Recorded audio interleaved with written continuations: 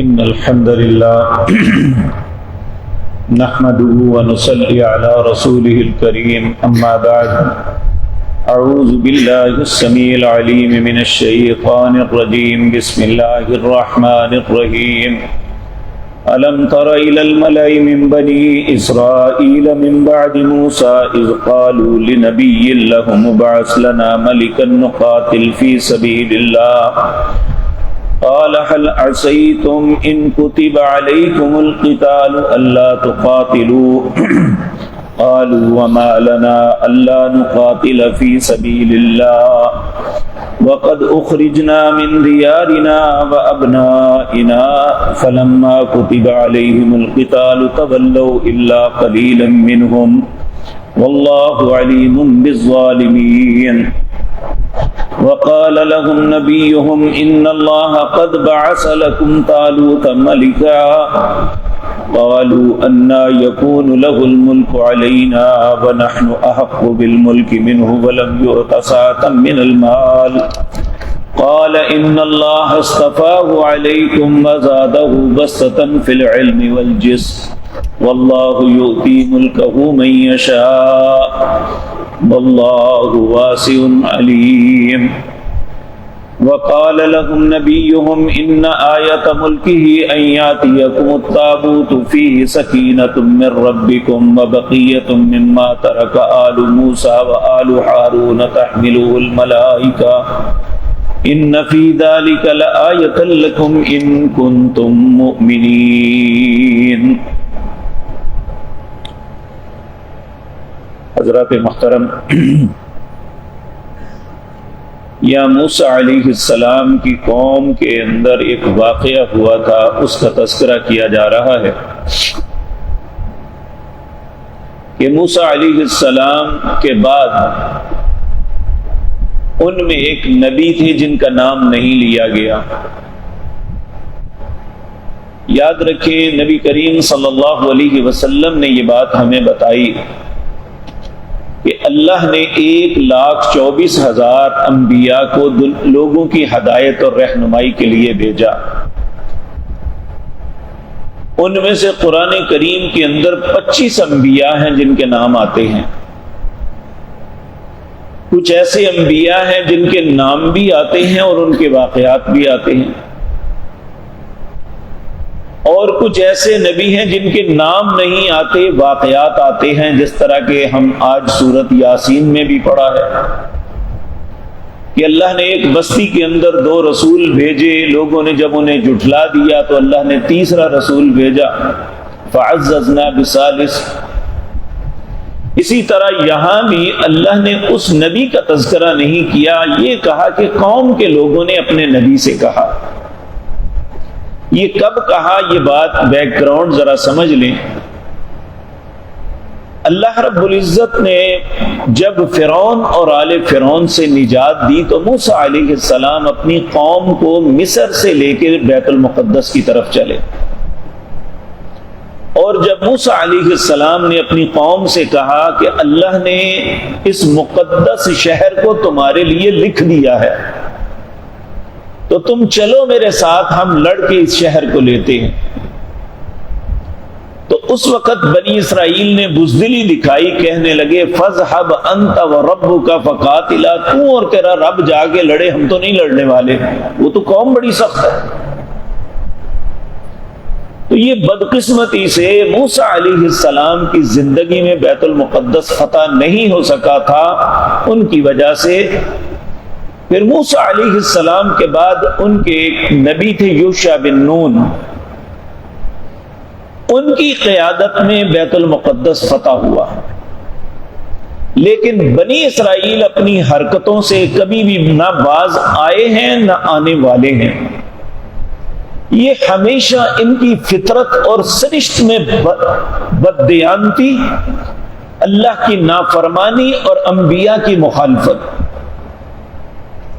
اللہ رب العزت نے جب ان کے حالات کو دیکھا تو کہا وَقَضَيْنَا إِلَى بَنِي إِسْرَائِيلَ فِي الْكِتَابِ لَتُفْسِدُنَّ فِي الْأَرْضِ مَرَّتَيْنِ وَلَتَعْلُنَّ عُلُوًّا كَبِيرًا.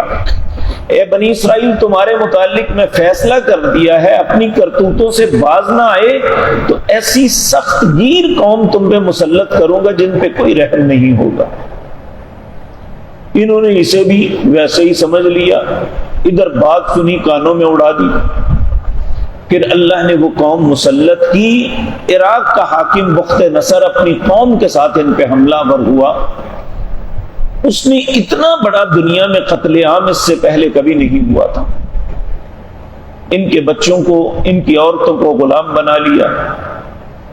اور یہ انہیں بیت المقدس سے نکال دیا۔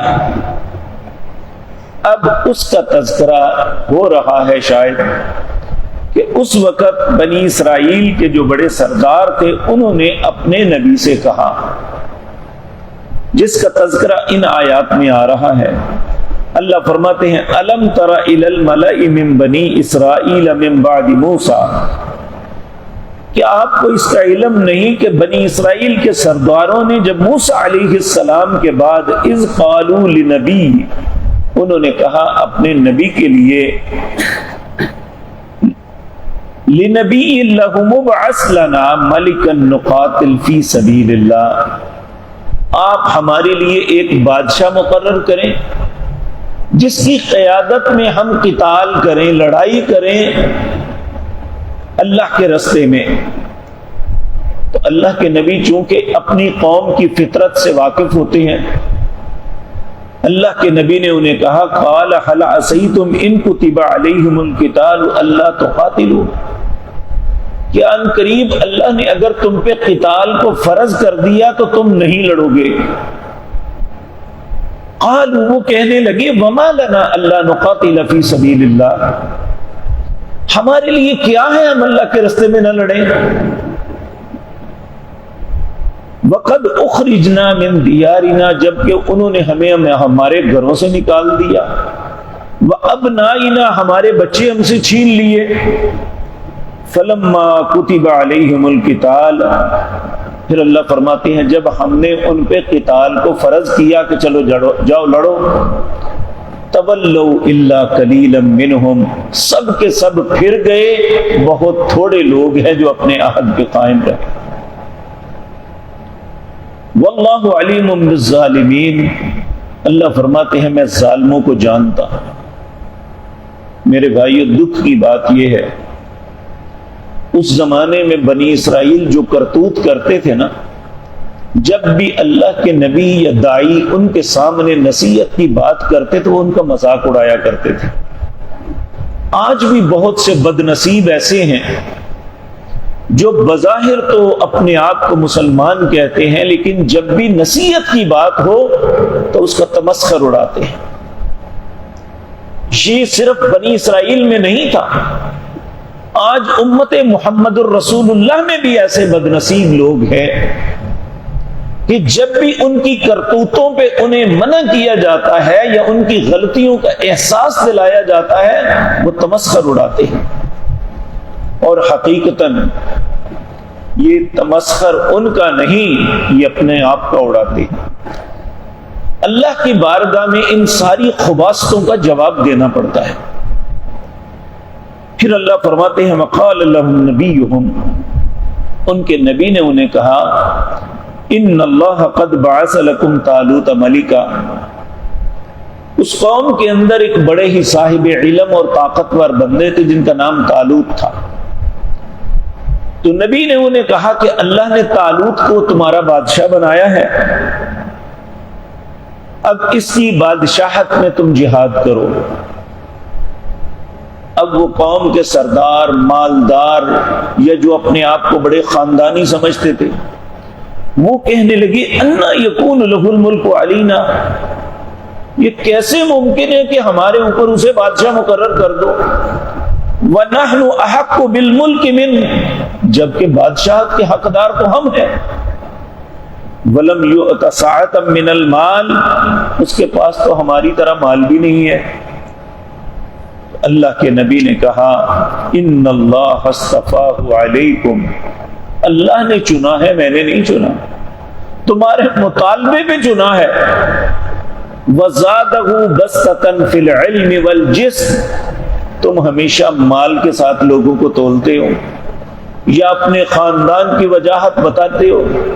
جبکہ اللہ نے انہیں مال یا خاندانی وجاہت کی وجہ سے نہیں، علم اور طاقت کی وجہ سے چنا ہے کہ وہ علم کے اعتبار سے بھی تم سے بہتر ہے اور قوت و طاقت میں بھی تم سے بہتر ہے۔ واللہ یؤتی ملکہ من یشاء، اللہ جس کو چاہتا ہے بادشاہت دیتا ہے۔ واللہ واسع علیم، اور اللہ بہت وسیع علم والے ہیں۔ اور پھر وقال لهم نبیہم، ان کے نبی نے انہیں کہا، ان آیت ملکہ، ان کی بادشاہت کی نشانی یہ ہے، ان قوم کے پاس ایک تابوت تھا، صندوق تھا، جس کے اندر موسیٰ علیہ السلام اور ان کی آل، ہارون علیہ السلام اور ان کی آل کی کچھ چیزیں تھیں، وہ اسے اپنے لیے باعث فتح سمجھتے تھے، اور وہ جب بیت المقدس انہوں نے فتح کر کے بخت نصر نے انہیں نکالا تو وہ تابوت بھی لے گیا، اب ان کے پاس نہیں تھا، اور ان میں بڑی مایوسی تھی کہ ہمارے انبیاء کے متبرکات ہمارے پاس نہیں ہے، ہمیں فتح نہیں مل سکتی۔ تو ان کے نبی نے کہا،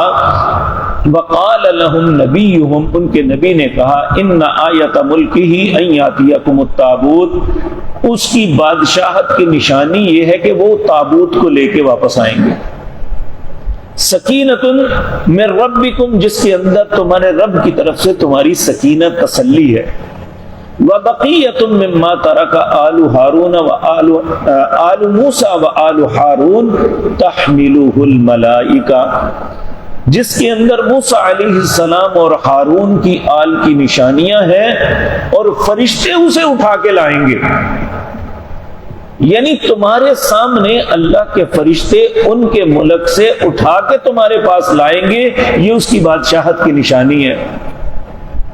ان فی ذالک لآیۃ لکم ان کنتم مؤمنین،